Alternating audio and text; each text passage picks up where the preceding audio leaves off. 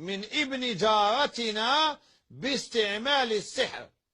الله، أنا فهمت على راكي مقلقة وزعفانة حتى هذاك الراجل الطيب اللي قدامك ما قدرش يردك سعيدة، لأن كاين حاجة في قلبك بينك وبين الله، وهذيك ما تخليك تريحي أبدا، لأن يماك زوجاتك بهذا الراجل الطيب اللي عندكم في الدار باستعمال السحر، فقد سرقت سرواله.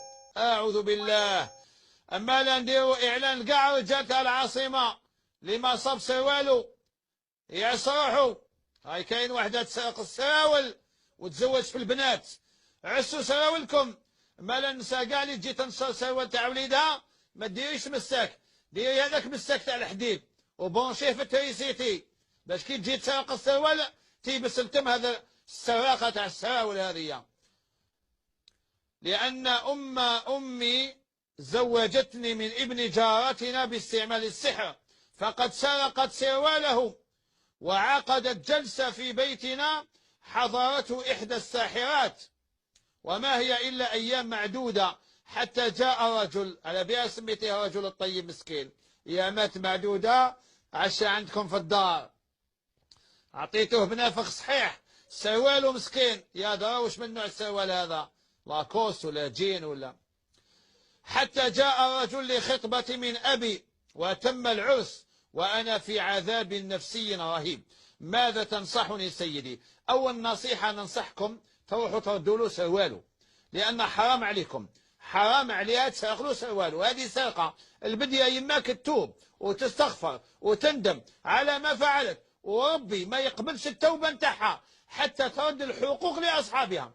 أول حاجة ردوا له سرواله لهذا الرجل، هذه البدية. وبعد ذلك يا أختي عمقي إيمانك بالقضاء والقدر، ماشي السحر لزوجك، زوجك القضاء والقدر. لما سبق في علم الله أن يتزوجك هذا الرجل الطيب تزوجتي به، ما هو لا سحر ولا والو، ما كان لا نافع إلا الله ولا ضار إلا الله جل جلاله. صحيح العقيدة نتاعك وردوا له سروال هذا الرجل الطيب. وعلى الرجال يعسوا. سائلة تقول تعرفت على رجل، الله الله الله، منذ سنتين ونحن في علاقة غرامية. لا لا لا لا، قولي علاقة حرامية خير. وش من العلاقة هذه علاقة غرامية؟ جاتكم سهلة زعما. راجل مزوج ويقول لك هذه زميلتي في العمل. ما كاش هذه زميلتي، راك مزوج زميلتك مرتك عشيقتك كل حاجة هي مرتك اللي عقدت عليها. كاش هذه زعما نحن في علاقة غرامية. يا درا وش كاين تحت كلمة غرامية؟ هاي الكلمة سهلة بصح داخل فيها وش كاين؟ كي نحلوا القجر تاع غرامية وش راح نصيبوا؟ كوارث كوارث. أدناها أدناها أدناها المصافحة، وأعلاها الإثم والفجور. حسبنا الله ونعم الوكيل.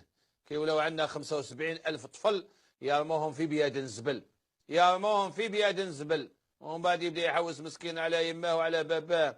حسبنا الله ونعم الوكيل، حسبنا الله ونعم الوكيل. المهم واش درتي؟ تعرفت على رجل منذ سنتين ونحن في علاقة حرامية، ووعدني بالزواج. واش كنت تستناي؟ يقول لك ما نتزوج بك، يا باين باش يصيد هو يقول لك نتزوج بك ونحبك ودبوي كو جو فوزي في، ويكتب لك القصائد il pleut dans mon cœur. ووعدني بالزواج واخلف وعده. كنت تستناي عامين وانت معاه في علاقه حراميه، ومن بعد زعما يجيبك مصونه كالدره المصونه ويدخلك الدار ويعزك ويكرمك ويعطيك اسمه ويعطيك الحمايه تاعو ويحميك برجولته. الله يهديك. النهار اللي قبلتي العلاقه الحراميه راونا حكم القائمه دارك فقط للحرام. ووعدني بالزواج واخلف وعده، فما هو جزاؤه عند الله تعالى؟ يا قبل ما تخمي جزاؤه هو عند الله، خمي على جزائك أنت عند الله. علاه تخمي في جزاؤه هو عند الله؟ هو يتعلق مكراعه. خمي على روحك أنت دوكا مع ربي سبحانه. هذا العامين اللي كنت في الإثم وكنت في الحرام والعلاقات المحرمة، لأن هذه العلاقة الغرامية من باب تسمية الأشياء بأضدادها. الغرام الآن ماهوش المقصود كما كان بكري عفيف. حتى في الجاهلية، في الجاهلية عنتر بن شداد في الجاهلية كان يقول: وإني لأغض الطرف عن جارتي حتى يواري جارتي مأواها.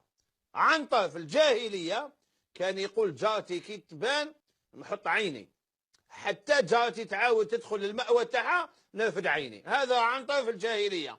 احنا ما صبناش عنتر في الإسلام. وراهم هادوما اللي يغض الطرف على جارته. حسبنا الله ونعم الوكيل. خمي في روحك قبل ما تسألي وش حكمه عند الله، خمي وش حكمك أنت عند الله. اللي رحتي فتحتي هذا الباب، باب فتنة، باب شر، يمشي مع الرجال وموعدها بالزواج، ومن بعد يتخلى عنها ويجيب واحدة أخرى، ومن بعد يتعشي. وش حكمه عند الله؟ الله يهديك يا أختي، شوفي حكمك أنت عند الله قبل ما تشوفي حكمه هو عند الله. الواجب عليك وعليه، يعني الواجب عليكما التوبة والاستغفار والندم وعدم الرجوع إلى هذا الإثم، وإن شاء الله ربي يتوب عليك.